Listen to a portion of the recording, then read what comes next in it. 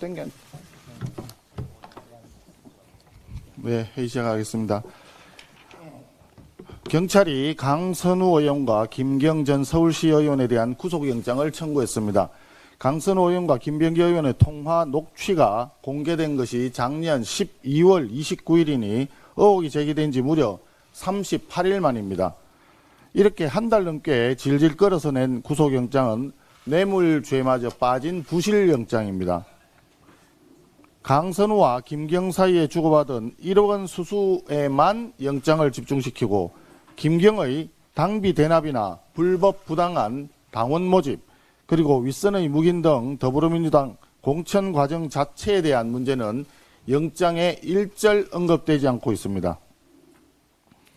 정당의 공천 업무는 자발적인 조직 내부 의사결정으로 뇌물죄의 구성 요건인 공무가 아닌 당무다라고 하면서 뇌물죄를 뺀 사유도 납득하기 어렵습니다.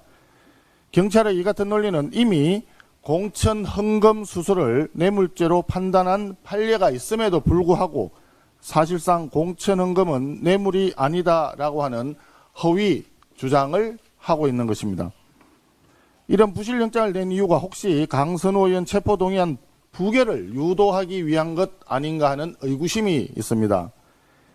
결국 더불어민주당 공천 뇌물 카르텔이라고 하는 거대한 진상을 강선우, 김경의 개인 비리로 축소하는 경찰의 꼬리 자르기식 부실 수사가 아닌가 하는 의구심인 것입니다. 그렇기 때문에 더불어민주당 공천 뇌물 사건은 더 이상 경찰 수사에 맡기면 안 됩니다.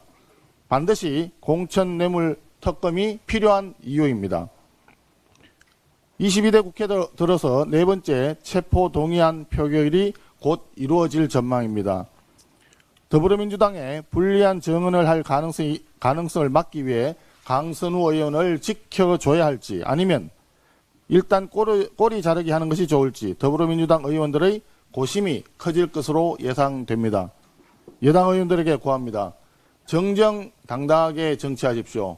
반듯한 정치하십시오. 야당 의원들 체포동의안은 일사불란하게 가결시키고 자기 당 의원들은 동정심으로 감싸고 지켜주는 추태는 더 이상 보고 싶지 않습니다. 부동산 관련 한 말씀 드리겠습니다. 이재명 대통령이 연일 SNS를 통해서 부동산 시장에 협박에 가까운 압박을 가하고 우려를 제기하는 목소리에 대해서는 마귀라는 극단적인 표현까지 동원하면서 국민 편 가르기를 계속하고 있습니다. 어제는 느닷없이 한밤중에 SNS로 똘똘한 한 채로 갈아타기 움직임을 경고하고 장기 보유 특별 공제에 대한 세제 개편까지 시사했습니다. 부동산 수요 억제를 핑계로 해서 전방위적인 세금 동원령이 준비되고 있는 것 아니냐는 시장의 우려가 커지고 있습니다.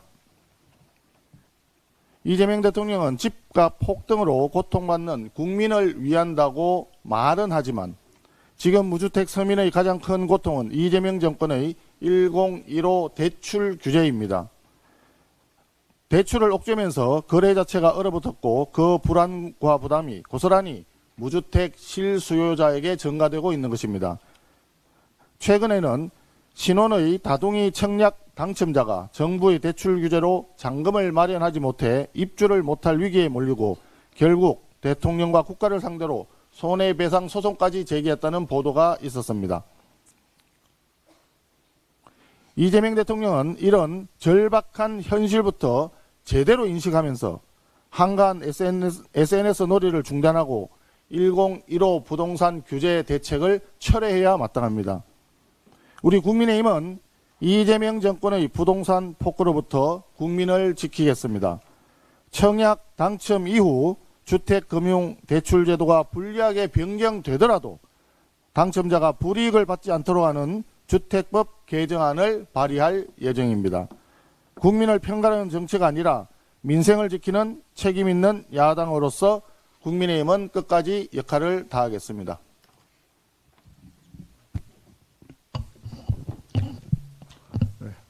원내대표님과 함께 부동산에 관해서 말씀드리겠습니다.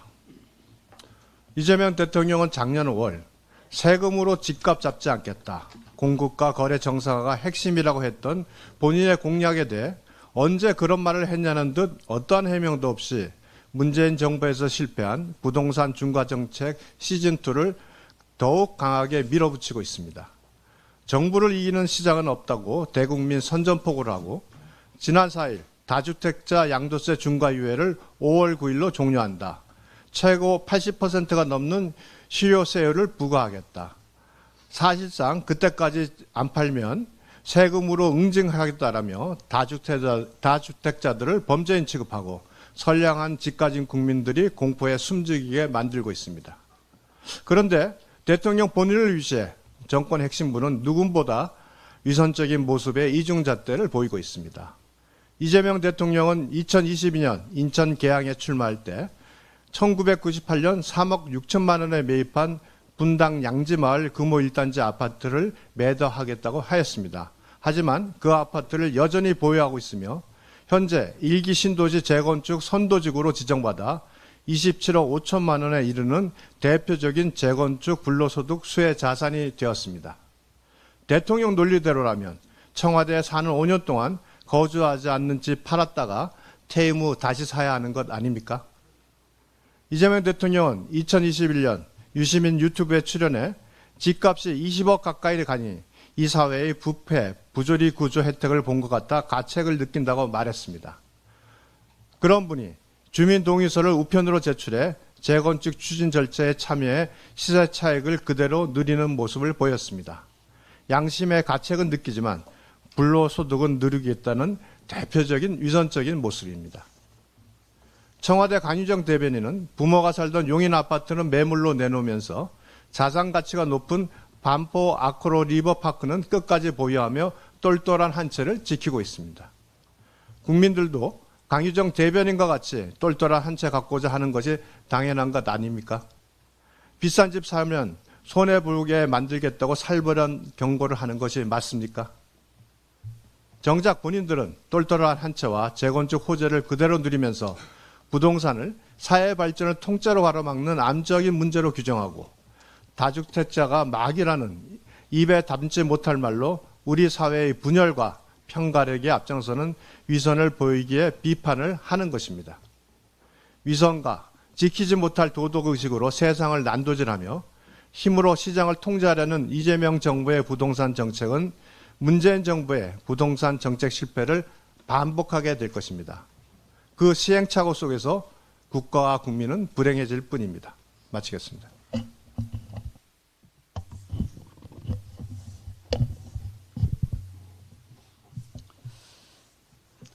지방선거가 이제 4개월도 채 안 남았습니다. 2006년 제4회 지방선거 당시에 6,726명에 그쳤던 외국인 선거권자는 이번 제9회 지방선거에서는 15만 4천여 명으로 늘어서 역대 최다를 기록하게 됩니다.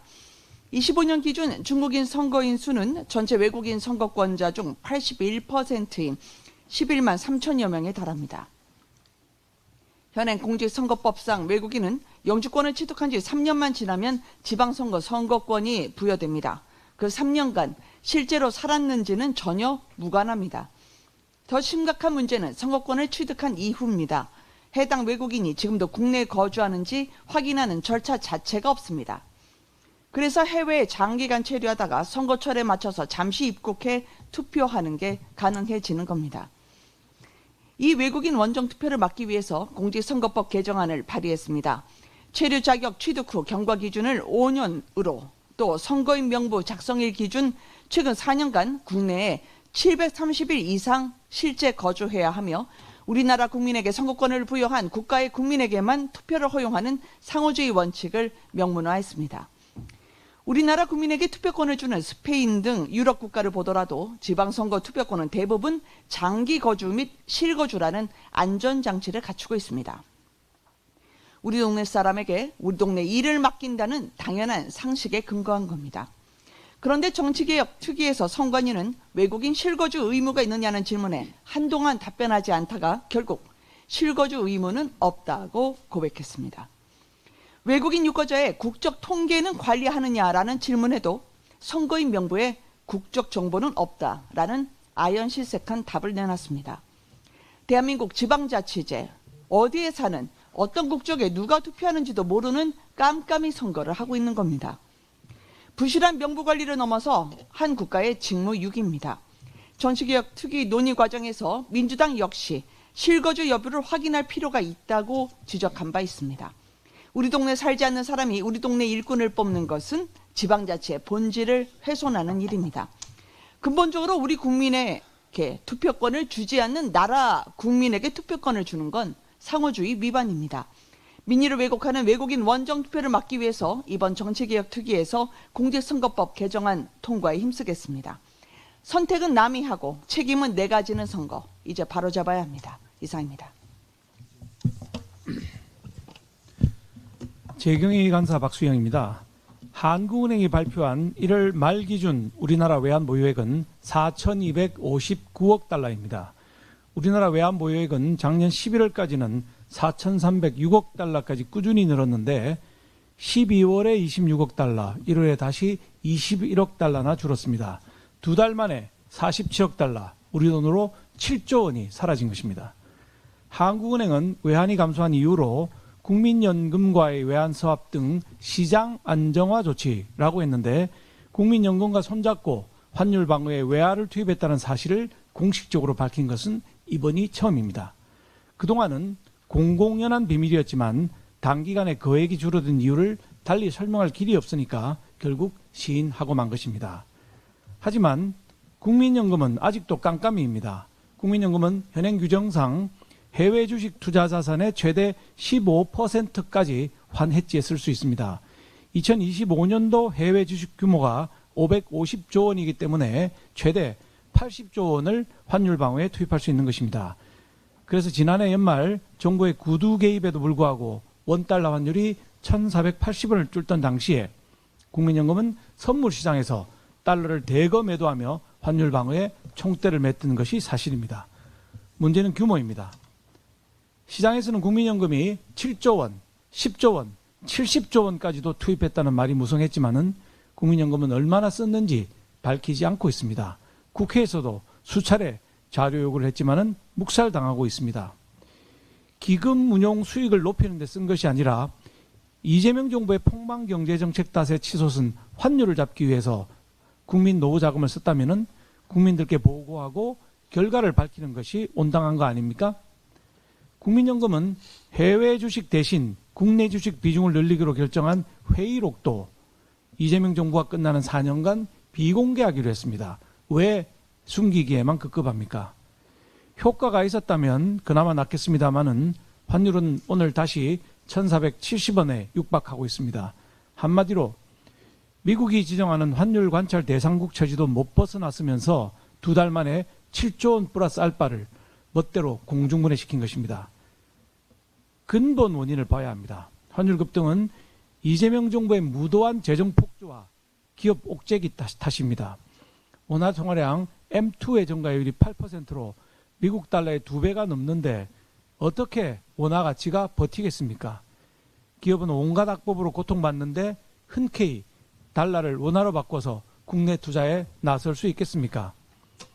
이재명 정부는 국민 돈 날리는 헛발질 환율 방어 대신 낙제점 경제정책부터 멈추고 국민연금도 국민들은 얼마나 썼는지 낱낱이 공개하십시오. 국민연금은 이재명 정권의 쌈짓돈이 아닙니다. 우리 모두의 소중한 노후 자금이자 알뜰살뜰 모아서 물려줘야 하는 청년과 미래 세대의 몫입니다. 예, 행안위 감사합니다. 중수청 관련해서 한 말씀 드리겠습니다. 지금 이재명 정권이 추진하는 중수청은 수사와 기소를 분리하겠다는 지지지만 실상은 행정부와 입법부를 장악한 거대 권력이 이제는 수사권마저 입맛대로 주무르겠다는 독재의 완성을 선언한 것이나 다름없습니다. 먼저 중수청은 효율적인 수사가 아니라 수사 방해와 핑퐁 게임을 양산할 것입니다.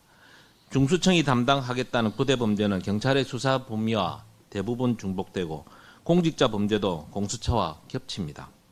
경찰청마저도 수사 지연과 행정력 낭비를 우려하며 반대 의견을 내고 있습니다. 특히 마약 범죄나 사이버 범죄 등을 놓고 기관 간의 사건을 떠넘기는 핑퐁 사건이 증폭할 때 그 피해는 오롯이 국민에게 전가될 것입니다. 그런데도 굳이 옥상옥 기관을 만드는 이유가 무엇입니까? 또한 중수청은 검찰보다 더한 행안부 장관의 사병이 될 소지가 다분합니다. 현행법상 법무부 장관도 구체적인 사건에 대해서는 검찰총장만을 지휘합니다. 그러나 중수청법은 행안부 장관이 소속 직원을 포괄적으로 지휘, 감독할 수 있도록 길을 열어두었습니다. 또한 인사위원회도, 징계위원회도, 청장 후보 추천위원회도 전부 행안부에 설치됩니다. 정치인 출신 장관이 인사권과 수사지휘권을 틀어지고 수사관들을 줄 세운다면 중수청이 정치적 중립을 지킬 수 있겠습니까? 이는 과거 건의주의 시절 치안본부의 회기이자 수사기관을 정권의 하수인으로 만들겠다는 선전포고와 다를 바 없습니다. 가장 심각한 독소조항은 바로 수사심의위원회입니다. 중수처법 제60조에 따르면 수사심의위원회는 수사의 적정성과 적법성을 심의한다며 사실상 수사를 중단시킬 수 있는 막강한 권한을 갖습니다. 문제는 이 위원들을 누가 뽑느냐는 것입니다. 중수청장이 등반과 식견이 있는 전문가를 위촉한다고 되어 있지만 구체적인 기준이 없습니다. 정치 편향적인 인사들이나 특정 성향의 단체 출신들이 위원회를 장악하지 말라는 법이 있습니까? 만약 이재명 대통령이나 정권 실세에 대한 수사가 진행될 때 이 방탄위원회가 나서서 수사를 멈추라고 지시한다면 중수청은 꼼짝없이 수사를 멈춰야 합니다. 이것이야말로 정적을 제거하고 내 편을 지키는 합법적 면죄부 발행체가 아니고 무엇이겠습니까? 이 누더기 법안의 의도는 명백합니다. 입법부와 행정부를 장악한 이재명 정권이 자신들을 향한 수사는 원천 봉쇄하고 정적에게는 무자비한 칼날을 휘두르겠다는 수사권 사유화의 선언입니다. 이재명 대통령에게 묻습니다. 행정 권력으로 수사기관을 장악해 무엇을 감추려 하십니까? 지금 필요한 것은 권력 친화적 수사체계가 아니라 국민 신뢰형 수사체계입니다. 국민은 권력의 칼이 아니라 권력을 견제하는 법치를 원합니다. 이상입니다. 예, 과방위 국민의힘 간사 최영두입니다. 쿠팡이 개인정보 유출 사고와 관련해서 16만 5천여 개의 개인정보가 추가로 유출된 사실을 확인했다고 밝혔습니다. 이미 사고가 알려진 지 3개월이 지난 시점입니다. 그 사이에 이 문제는 미국 의회에서 대한민국 국회와 정부의 미국 기업 차별 논란으로 엉뚱하게 비화되고 있습니다. 우선 미국 의회에 묻고 싶습니다. 만약 미국 아마존의 고객 정보가 중국인 개발자에게 그대로 유출되어 중국으로 넘어갔다면 미국 의회와 정부는 어떻게 하시겠습니까? 국민의힘은 오늘 쿠팡 정보 유출 사태의 핵심 문제와 대책에 대해서 국민의힘 과방위 위원 전원 일동으로 정책 토론회를 오전 10시에 엽니다. 미국 정부와 의회에게 쿠팡 정보 유출 사태의 핵심이 무엇인지 알리는 기회가 될 것입니다. 지금 도대체 우리 정부는 쿠팡 정보 유출 사태에 대한 조사를 어디까지 진행해 왔습니까? 그리고 국민들은 언제까지 불안 속에서 기다려야 합니까? 국민들이 3,400만의 국민정보가 유출당한 엄청난 피해를 당하고 앞으로 또 얼마나 무엇을 더 틀려야 될지 불안한데 정부 당국은 국민이 어느 정도 피해를 입었다는 규모조차 특정하지 못하고 있습니다. 이미 쿠팡은 50일 전에 그 규모를 특정을 했습니다. 그리고 또다시 16만 5천 개라고 밝혔는데 정부 합동조사팀은 쿠팡의 자체 발표가 얼마나 틀렸는지 그조차도 밝히지 않고 있습니다. 그리고 언제 진상조사 결과가 나오는지도 알려주지 않고 있습니다. 피해 규모도 정확히 밝히지 못한 채 지난 연말 정청래 더불어민주당은 사건의 핵심은 빼놓은 채 여러 상임위에서 그동안 현안으로 떠오른 온갖 문제로 쿠팡 외국인 CEO를 질타하다가 미국 의회에 의구심만 높였습니다. 오히려 당시 더불어민주당 연석 청문회는 이렇게 따져 물었어야 했습니다. 미국 아마존에서 고객 정보가 중국 손에 넘어갔다면 어떻게 할 것이냐. 미국 기준으로 보더라도 국민 안보 위협 사태 아니냐고 따져 물었어야 했습니다. 그런데 중국이란 말 때문에 그랬는지 그런 말은 이런 방구 없고 그동안 쿠팡에 일어났던 온갖 문제로 외국인 CEO를 모욕하기까지 했습니다. 쿠팡은 국내에서는 임기응변으로 가볍게 넘기려 했지만 미국 정권거래소에는 중대한 정보 유출 사고, 즉 머티리얼 데이터 브리치라고 신고할 만큼 미국 법 기준으로는 이 문제가 간단치 않다는 것을 잘 알고 있었습니다. 그런데 더불어민주당 국회는 정확히 피해조차 특정하지 못하고 중국인 개발자에게 국민정보가 통째로 넘어간 위험한 사태의 본질을 내세우지 않은 채 쿠팡 혼내주기에만 골몰하다가 오히려 역공을 당한 셈입니다. 또 하나 더 있습니다. 감사원이 엊그제 류희림 전 방송통신심의위원회 위원장의 이른바 민원사주 의혹에 대해서 진술이나 물적 증거가 확인되지 않았다고 밝혔습니다. 지난 대선을 앞두고 김만배 신앙님 허위 조작 인터뷰에 대해서 방심위가 정당한 방송심의를 해야 되는데 이 방송심의를 막기 위해서 더불어민주당과 일부 방송노조는 류 전 위원장의 민원사주 의혹이라는 기상천외의 공격으로 1년 내내를 가방위로 흔들었습니다. 그 결과는 태산명동 서일필이었습니다. 이진숙 전 방송통신위원장이 헌법재판소에 낸 가처분 신청 사건 위원 확인 소송에 대한 결론이 4개월째 헌재에서 심리조차 제대로 이루어지지 않고 있습니다.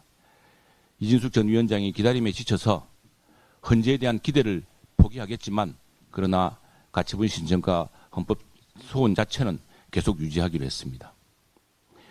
방위통일을 만들어 이진숙 위원장을 쫓아낸 처분적 입법의 위헌성이 그 위헌 혐의가 매우 짙어서 헌재는 아예 심리조차 하지 않는 것입니까?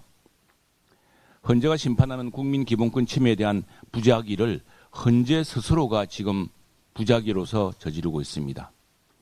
헌재가 지연하더라도 더불어민주당의 가방위가 빚은 이런 무도한 사태는 반드시 국민의 심판을 받을 것입니다. 외통위 간사 김건희입니다. DMZ를 둘러싸고 이재명 정부 내 정책 조율 부재와 혼선이 거듭되고 있습니다. 통일부가 DMZ법을 국방부와 외교부 등 관계부처와 의견 조율 없이 추진해 무리를 빚었습니다. 그러더니 이번에는 국방부가 통일부와 협의 없이 DMZ 남측 구역 가운데 철책 이북은 유엔사 관할, 철책 이남은 한국군 관할로 나누는 방안을 유엔사에 제안한 것으로 알려졌습니다. 그동안 정부는 국방부, 통일부, 외교부가 모두 원팀으로 움직이고 있다고 강조해 왔습니다. 그러나 이번 사안들을 보면 주요 안보 사안에 있어서조차 부처 간 역할 분담과 정책 조율, 전략적 판단이 제대로 작동하지 않고 있음을 보여줍니다. 과연 이 정부에 우리의 안보를 맡길 수 있는 것인지 걱정이 앞섭니다. 정부는 NSC를 중심으로 부처 간 긴밀한 조율과 외교 안보적 파급 효과를 충분히 고려해야 할 것입니다. 그리고 국민적 공감대 기초에서 책임 있는 국정 운영을 해야 합니다. 그래야 국민들이 안심할 수 있을 것입니다. 발언하실 분 없으시면 비공개하겠습니다.